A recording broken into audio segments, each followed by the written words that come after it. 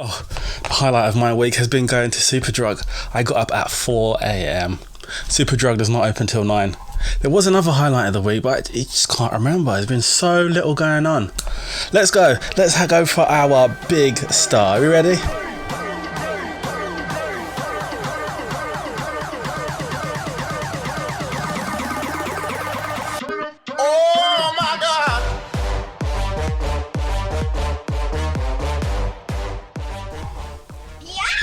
So welcome to the Confessional podcast. I'm Ashley Conrad. We're back again to talk about things and to talk about people. First up, I need to say congratulations to Wendy Williams. So the story is, apparently there were rumours earlier this year that her talk show was about to be cancelled. Well, that is not true. Apparently this week, or a particular week, the Wendy Williams show has been renewed for a 12th season. I am a huge Wendy Williams fan. On the bottom drawer in my bedroom, next to my Meals and Boons collection, next to my 50 Shades of Grey, next to The Submissive Sex book, I have my Wendy Williams collection of books. I got about 4, 5, 6 books of Wendy Williams. Yes, she's mean to people. Yes, she can be a bit rough. Yes, she looks a bit odd. But she's worked hard, and I appreciate how hard she's worked. So you go, Wendy Williams. I'll be there at season 12 watching on YouTube for free. Now, moving on, obviously I look for stories in the newspaper, online, just in life, going out driving, going to the toilet. I'm always looking for things to talk about in this podcast. So I was looking through the newspapers and wow, I arrive at the Daily Star, which is a British tabloid. Now, obviously, I'm not looking for deep political analysis. I'm not looking for anything particularly intellectual or deep, or anything on the stock market. But jeez, everyone's boobs are out in this paper. Is there an equivalent? Do we have like an equivalent where every man's penis is out in the newspaper? Is there the opposite? Because wow. So I was looking this week. They've got Christine McGuinness unleashes boobs in latex bikini. Basically, the bikini does not fit her properly, or she's just wearing it and taking selfies and posting it on social media to get attention. Why is that a story?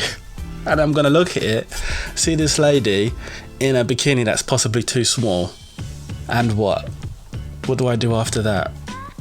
Another story, I don't know who this lady is, her name's Demi Rose. Apparently her boobs make escape.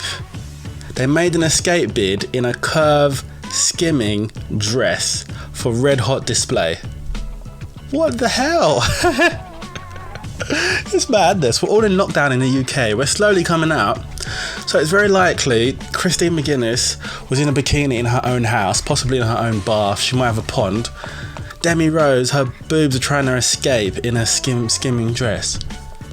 Maybe she was watching the news at 10 and she took a selfie. This is ridiculous. This actually made its way into a newspaper, that these two people's boobs had tried to make an escape. There's more. It does not end there. So another woman called Chloe Ferry, I don't know who she is, but apparently she got a friend, she had assistance for this one, to cover her boobs with bubbles in a behind the scenes clip of her in the bath.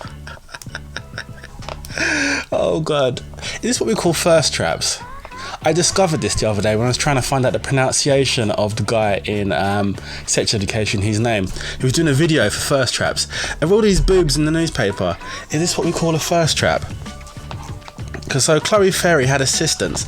She was in the bath, I guess wearing some sort of clothes. I don't know, I didn't really zoom into the picture, I wasn't that interested. And she's got a friend pushing the bubbles up. So that means there was 3 of them in the room. So much for social distancing. Chloe in the bath, a friend and assistants pushing bubbles, and then someone taking pictures. And then where was that posted? Where was that posted? I love this attention seeking. It is thirst trapping. I don't know who these people are, but it is funny to laugh at. I wonder if they have OnlyFans. If not, forget OnlyFans. Just Google boobs trying to escape. Free porn. There's a lot of creaking going on. I'm sorry. We're having to improvise. It's podcast time. So I'm having to improvise. Now this week I was talking to, so I can't remember who. I was talking to somebody anyway.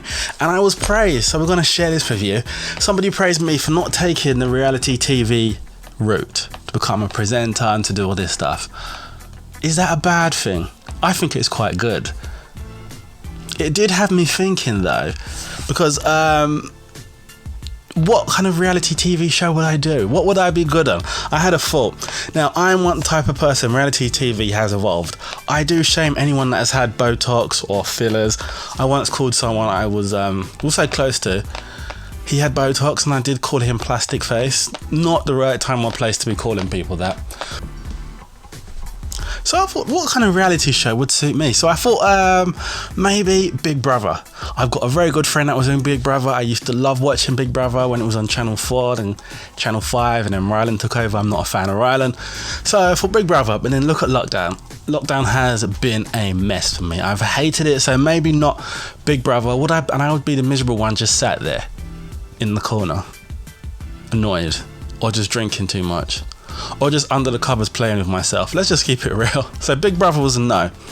Then I thought, I have way too much self-respect to be having sex on TV. So Love Island would be a no. It's a consideration, but no, I can't do in Love Island. I've never really watched that show anyway. And I don't know, do I sound too intelligent to be on Love Island?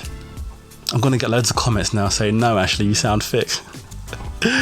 But then I came to the last reality show I actually like, 90 Day Fiance. So have you seen this one? So in America, there's this law about getting married to someone outside of the country within 90 days, and I haven't gone too deep into it.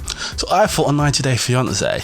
Now usually it's a very, can we say unattractive? Yes, unattractive older American going to a third world country or finding someone from a third world country and bringing them over, and then them not really getting along is the whole premise of 90 Day Fiance. So I thought I could be the old sugar daddy. Yes. I'm still in my 20s, but we can dream, because I'm not going to go on reality TV anytime soon. I could be the old sugar daddy. I could have my balls on the ground, and I could just find some 20-year-old or 20-something-year-old to cook for me and rub my feet. Now this made me laugh. Do you remember Gwyneth Paltrow? She named her child Apple. And we were all like, what? Like, seriously, girl? You called your child Apple? Did you know that Gwyneth Paltrow is an actress? I didn't know that. Between you and I just thought she was like a vegan who was really preachy and annoying and who would tell everybody different stuff. I had no idea she was an actress. Going back to her child being called Apple, I've always said that if I ever did have a child, which would be unlikely, I would name him or her Plantain, depending where you're from. Just, I like to be included. Anyway, the woman who named her child after the green fruit, Gwen, she is now selling us a candle. Bearing in mind I said she was like a preachy vegan. She's now selling us a candle. Now, the candle does not smell like a vegetable. It smells like... Oh, I should have said it smells like fish, but no, it smells like her orgasm. What the... I don't know what's going on today. Doesn't sex smell like a stuffy room? It smells musty, like an unwashed old person. All that heat and friction and body fluid and sweat? Why would you want a candle to smell like that? But then again, if you enjoyed the sex, do you actually remember the smell? Or don't you just stay in that same smell until you leave and drive home? Or do you... it's nasty. So apparently last year she sold the smell of her vagina in candle form. What does that smell like? I have a lot less experience here. Would I even like that smell?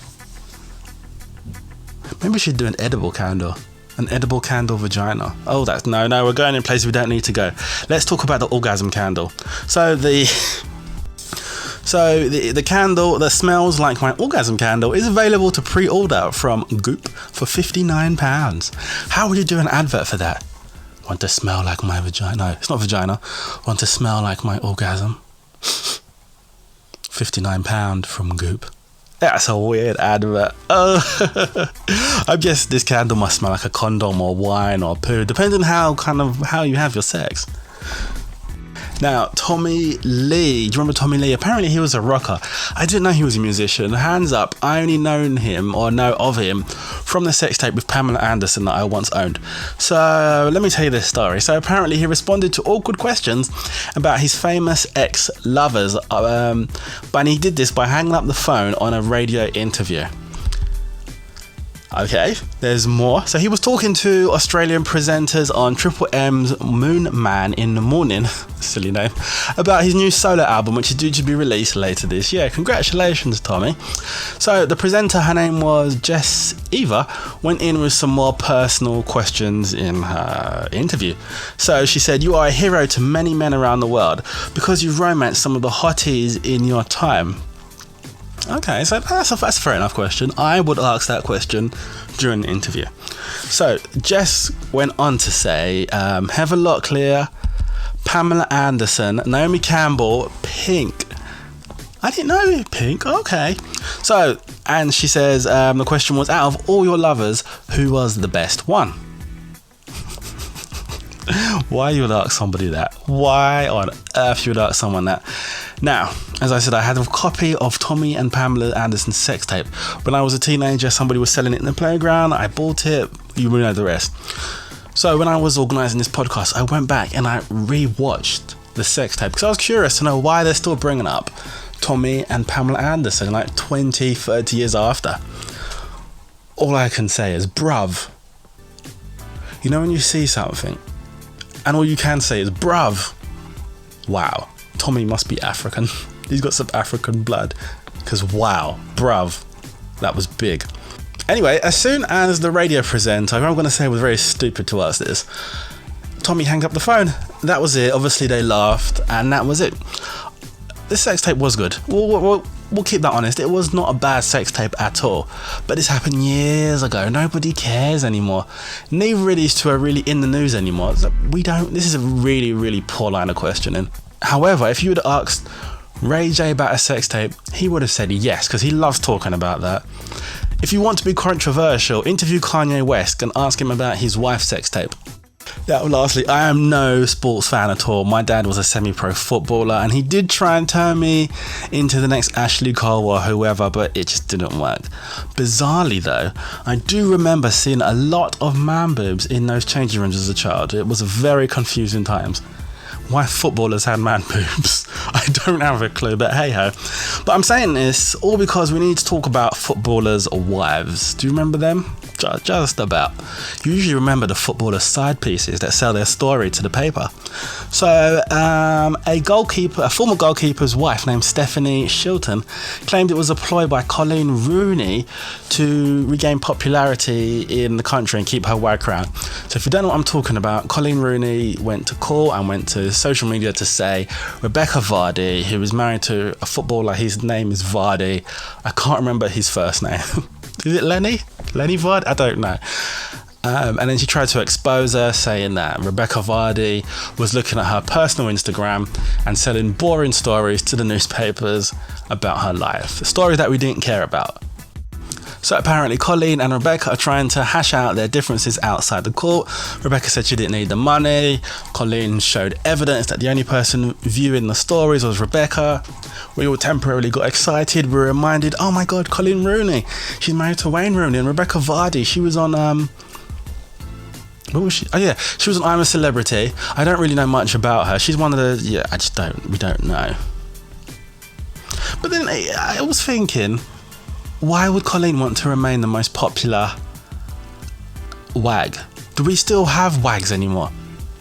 Do we still remember? Because when you think of Wayne Rooney, you think of that name, you instantly think of the hair, because he had his hair transplant in that situation.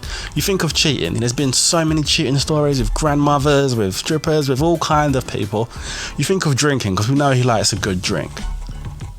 And that's it. You don't really think of Coleen, the long-suffering. She's maybe not even suffering. She's probably having a great time. She may even have her own side piece. That's a story we need to find about. We'd be interested in that. If you want to sell that story, Rebecca Vardy, allegedly, which is, we don't know, that might not be true, but sell that story. So do you think these footballers' wives are their main girlfriends? Let's keep it real, because a lot of these footballers, they've got side pieces. Just the same way Prince Charles had his side piece. These footballers have their side pieces, and many. They're not really celebrities or fashion icons anymore, are they? Like, remember Cheryl Cole? She had that incident with the toilet attendant and she was in a girl group and, you know, she was known at the time and Ashley Cole cheated on her like crazy. There was David Beckham, and Rebecca Lewis, and there was some woman called Victoria was involved. they were kind of celebrities. They had their own careers. Victoria Beckham used to pretend to be a singer back then. Now she makes clothes that no one's buying. It was a different time. If we didn't hear Coleen Rooney or Rebecca Vardy, up to now, no shame to Rebecca Vardy, or shame or shade to Rebecca Vardy. I don't really know what she looks like or who she is, but it's a different time. I'm not sure we care like we used to. That's the Confessional podcast this week. Thank you for listening. You can like, subscribe, and leave comments underneath wherever you're listening to this to.